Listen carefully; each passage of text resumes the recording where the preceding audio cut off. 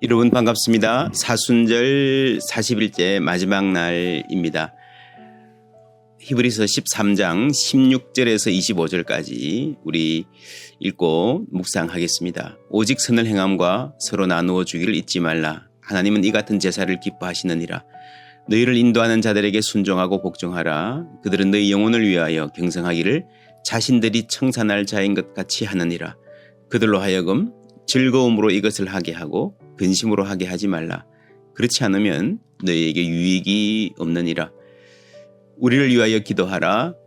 우리가 모든 일에 선하게 행하리 함으로 우리에게 선한 양심이 있는 줄을 확신하노니 내가 더 속히 너희에게 돌아가기 위하여 너희가 기도하기를 더욱 원하노라. 양들의 큰 목자이신 우리 주 예수를 영원한 언약의 피로 죽은 자 가운데서 이끌어내신 평강의 하나님이 모든 선한 일에 너희를 온전하게 하사 자기 뜻을 행하게 하시고 그 앞에 즐거운 것을 예수 그리스도로 말미암아 우리 가운데서 이루시기를 원하노라. 영광이 그에게 세세 무궁토록 있을지어다. 아멘. 형제들아, 내가 너희를 권하노니 권면의 말을 용납하라. 내가 간단히 너희에게 썼느니라. 우리 형제 디모데가 놓인 것을 너희가 알라. 그가 속히 오면 내가 그와 함께 가서 너희를 보리라. 너희를 인도하는 자들과 및 모든 성도에게 문안하라. 이탈리아에서 온 자들도 너희에게 문안하느니라. 은혜가 너희 모든 사람에게 있을지어다. 사순절 마지막 날입니다. 지금까지 함께 해주신 여러분들께 감사와 사랑의 마음을 전합니다. 저도 히브리서 묵상하고 또 녹음하고 하면서 많은 은혜를 받았습니다. 하나님 함께 하신 줄 믿고 감사드립니다. 성금요일과 부활절 사이의 토요일, 오늘 로마 가톨릭에서는 성토요일이라고 부르기도 합니다. 예수님이 돌아가셔서 무덤에 계시기 때문에 많은 이들에게 절망의 날이었습니다. 그런데 이날은 본래 안식일, 유대인의 안식일이었죠. 예수님을 위해서 무덤에 달려가거나 조의를 표하는 일, 어떤 일도 할 수 없는 모든 것을 멈추는 날이었습니다. 반대로 예수님을 대적하고 비방하여 뭘 하고 싶은 사람들도 멈추고 안식일이었기 때문에 뭘 할 수 없는 그런 날이었습니다. 모든 인간의 행동이 멈출 때 하나님이 무슨 일을 하시는가? 우리는 내가 무엇을 하기보다 하나님이 하실 일을 기다릴 필요가 있는데, 그럴 때가 있는데 그것을 배우기 좋은 날, 오늘 같은 토요일입니다. 시편 46편 10절 말씀에 너희는 가만히 있어 내가 하나님 됨을 알지어다. 하나님이 일하시고 하나님 역사하셔도 가만히 있지 않으면, 자꾸 내가 요동하면, 내 마음이 바쁘면 알기가 힘들다는 거죠. 이 말씀처럼 조용한 가운데에 하나님께 귀를 기울이는, 어두움 가운데에 한 줄기 빛이 비친다면 그 빛에 집중할 수 있는 마음의 준비를 하는 날이라고 할 수 있습니다. 본래 안식일은 창조의 6일이 지나고 창조의 모든 과정이 한번 끝나고 나서 그 다음 새로운 주가 시작되는 바로 그날이죠. 혹은 새로운 주가 시작되기 전날이라고, 그 다음에 창조의 1일이 다시 시작되는 거 아니겠습니까? 복음서는 예수님의 부활 기사를 쓰면서 여인들이 예수님 무덤을 찾아가는 이야기로 시작하는데 거기에 안식 후 첫날에라고 쓰고 있습니다. 옛 창조가 끝나고 안식하고 이제는 새로운 창조, 그리스도의 부활로 시작된 새로운 시기가 시작되었다는 말을 강조하고 있습니다. 안식 후 첫날, 이제는 새 창조가 되었습니다. 오늘은 그전 안식일입니다. 어둠의 날, 침묵의 날, 기다림의 날입니다. 어떤 면에서 이미 그리스도의 십자가로 구원 사역은 이루어졌지만 아직 부활은 일어나지 않은 지금, 우리가 사는 이 중간 시기, 이미와 아직 아니의 시기를 설명해주는 상징적인 날이다, 이렇게 보는 사람들도 많이 있습니다. 올해는 긴 코로나로 인해 여러모로 답답하고 눌린 마음이 있는 채로 이 날을 보냅니다. 우리 삶에서 소망 가득한 인내를 배우는 날이 되기를 바랍니다. 우리는 부활을 알기 때문에 소망으로 살 수 있고, 또 아직 기다려야 하기 때문에 인내가 필요합니다. 40일 동안 히브리서 묵상하면서 가장 많이 들은 말씀 가운데 하나가 인내, 우리에게 인내가 필요하다. 그리고 우리에게는 확실한 소망이 있다는 말씀이었습니다. 요셉이 죽을 때에 내 뼈를 들고 가라 했던 말 기억하십니까? 요셉은 소망의 사람이었습니다. 모든 믿음의 사람들은 소망의 사람이기도 했습니다. 믿음은 바라는 것들의 실상입니다. 미래의 은총을 오늘 누릴 수 있는 것. 내 마음이 미래의 은총을 기대하며 기쁨을 누리고 그 기쁨 가운데 살아갈 수 있는 것. 신실하게 살아갈 수 있는 그 힘이 바로 믿음인 것입니다. 오늘 말씀에도 이 기쁨이 큰 역할을 하고 있습니다. 16절 오직 선을 행함과 서로 나누어 주기를 잊지 말라. 하나님은 이 같은 제사를 기뻐하시느니라. 하나님의 기쁨이 나오죠. 하나님께 기쁨을 드리는 예배, 어떤 예배인가? 지난 목요일에 보았던 찬송의 제사를 드리자. 우리가 입술로 또 예배 시간에 드리는 예배, 그것이 하나님을 기쁘시게 합니다. 또한 우리의 선한 행실과 나눔의 삶이, 서로 나누어 주는 그 삶이 하나님을 기쁘시게 하는 예배가 된다고 말합니다. 17절은 이어서 이렇게 말합니다. 너희를 인도하는 자들에게 순종하고 복종하라. 그들은 너희 영혼을 위하여 경성하기를, 깨어서 지키기를 자신들이 청산할 자인 것 같이 하느니라. 그들로 하여금 즐거움으로 이것을 하게 하고 근심으로 하게 하지 말라. 그렇지 않으면 너희에게 유익이 없느니라. 단임 목회를 시작하는 분들이 종종 찾아와서 조언을 구합니다. 제가 이 말씀, 히브리서의 이 말씀을 자주 전해드립니다.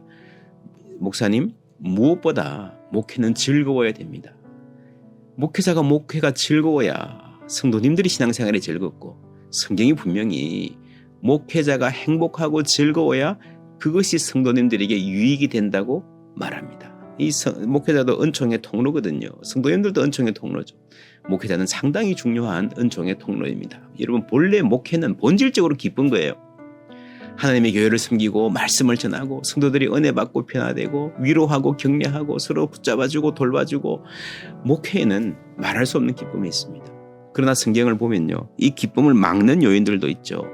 물론 그것이 자신의 욕심, 목회자 자신의 부족함과 욕심과 불안과 미성숙일 수도 있습니다. 또한 공동체의 갈등일 수도 있고, 공동체를 이끄는 구성원들이 목회자에 대한 배려가 인식이 부족해서일 수도 있다고 성경은 말합니다. 그래서 최선을 다해서 목회자가 목회를 즐겁게 할 수 있도록 해야 우리에게, 성도들에게 유익이 됩니다 하는 말씀을 간절히 전하고요. 18절에는 우리를 위해서 기도해 달라고 부탁합니다. 신앙생활 오래 하시는 분들 다 아실 것입니다. 목회자를 위한 간절한 기도가 있을 때, 저는 그런 기도를 많이 기억합니다. 옛날에 그 차가운 마룻바닥에서 새벽 기도할 때 그 어른들이 눈물 흘리면서 자부동에, 방석 자부동이라고 그랬죠. 눈물 뚝뚝 흘리면서 우리 목사님, 우리 전사님 위해서 기도하던 그 간절한 기도가 있을 때에 교회는 뜨거웠고요, 은혜가 넘쳤고요, 하나님이 일하시는 것을 볼 수 있었습니다.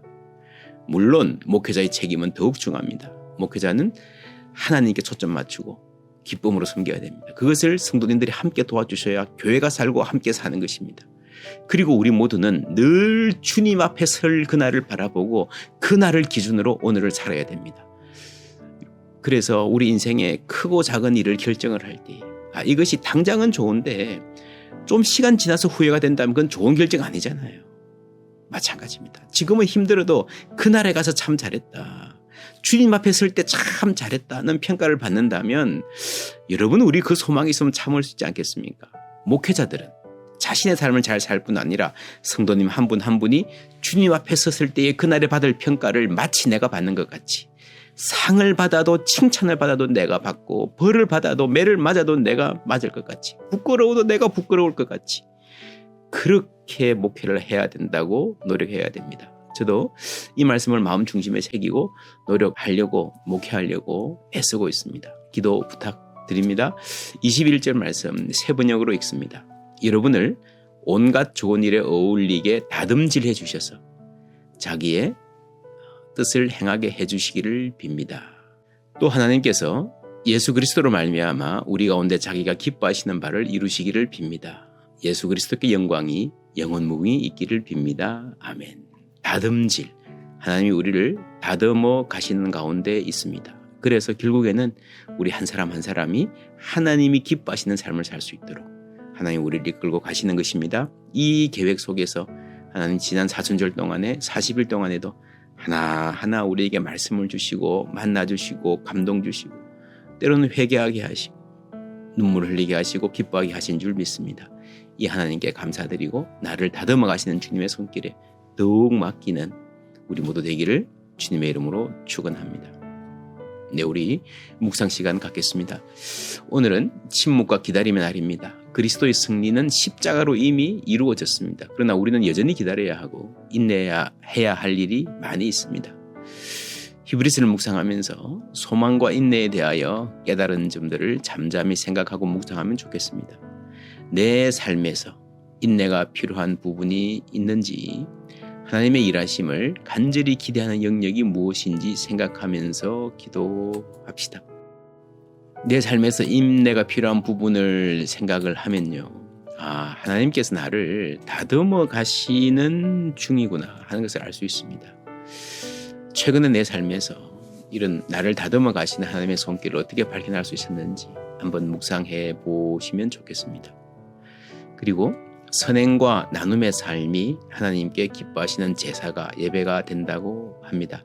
하나님, 우리의 삶이, 우리 가족이, 우리 자손들의 삶이, 우리 포항제일교회의 신앙과 실천이 하나님께 기쁨을 드리는 예배가 되기를 원합니다 하는 마음 드리며 묵상하면 좋겠습니다.